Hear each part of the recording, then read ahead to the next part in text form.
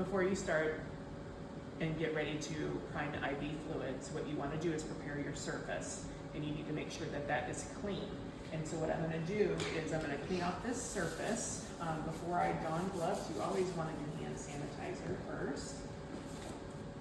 Then I'm going to put my gloves on, and I'm going to wipe my surface to make sure and ensure that it's clean using my Oxy wipes. So make sure that everything's clean. Now this is a minute dry time, so you need to wipe off the surface and let it dry for 1 minute. Now I'm going to demonstrate how you're going to prime IV fluids. First, I'm going to hand sanitize and put on clean gloves.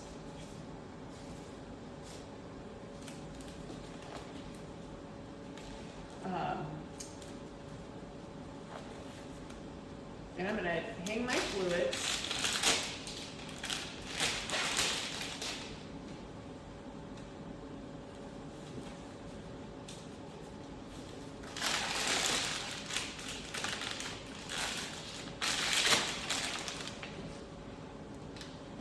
And prepare the tubing.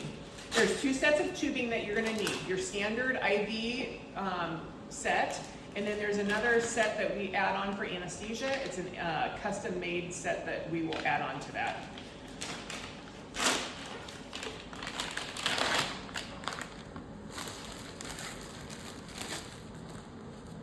Now I want to tell you on this Prime IV set, it is not sterile. So this comes in a perforated package. So if I am going to get into this IV tubing, I will need to cleanse all of the ports.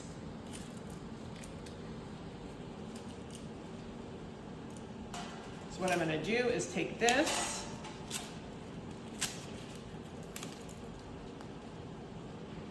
and add it to my IV set by removing this cap and that cap and placing them together. So now my tubing is all together and I'm ready to prime my tubing. I want to make sure that my clamp is down.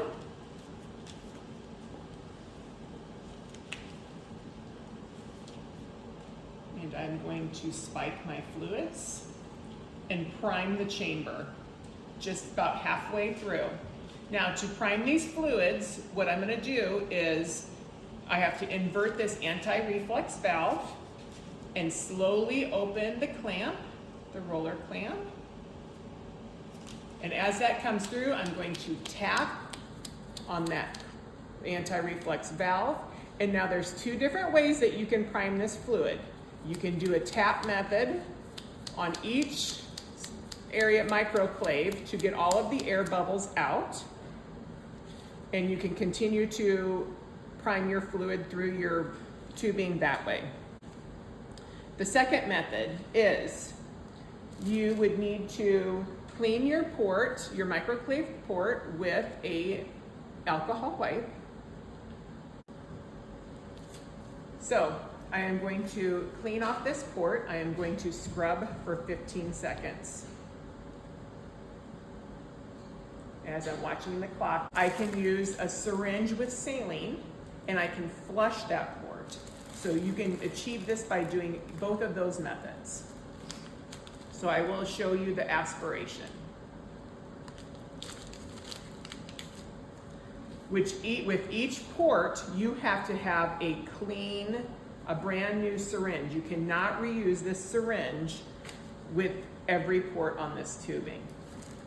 So I would aspirate and get all of the air out and then continue to let my IV fluids prime.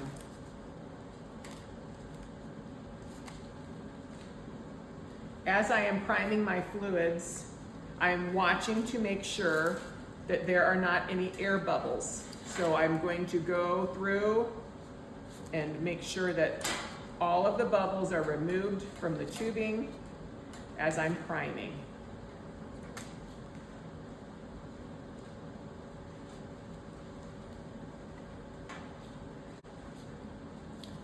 If you see a bubble, you're going to do the little tap to get it moving. So here's another microclave. I would do either the tap method, the aspiration method, or the flush. Know that if your patient is a cardiac patient, you should be either aspirating or flushing and not just doing the tapping method, because we don't want any air whatsoever. When you come up to the stopcock on the anesthesia tubing, make sure that you're tapping that well to get all of the air out. There's also air in this chamber where anesthesia will put syringes on to give medications. What I recommend is that you close this off going this way, and you can open up that cap just enough to get that to flush through, and then continue your priming. So now there's no air left in there, it's fluid, and we do not have to worry about air being introduced into the patient.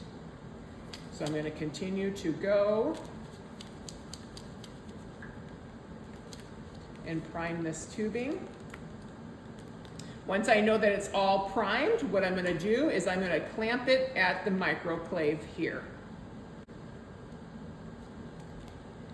So now it is ready to go and taken to the patient's room. So let's talk about a couple different caveats that you could have on if you're preparing fluids. If this is for a patient that has a central line, we need to do extra steps to make sure that this is prepared correctly. Number one, I need to have a mask on when I'm preparing these fluids. Number two, outside of my door, I'm going to put a stop sign so that I don't have fellow staff members coming in and out of the room as I'm preparing these fluids.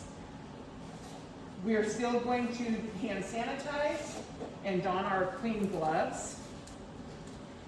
And you're going to prepare the fluids exactly how we do it with a patient that's not having a central line, except after we've primed these fluids, what we're going to do is add dual caps to all of the microclaves on this line.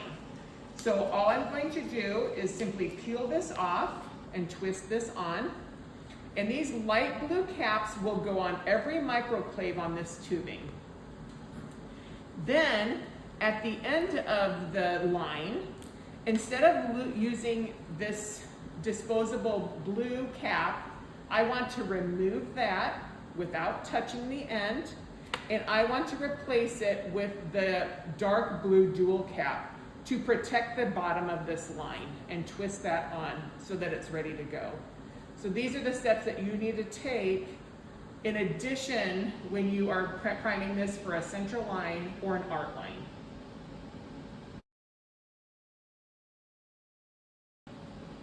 So dual caps are impregnated, the light blue ones are impregnated with CHG.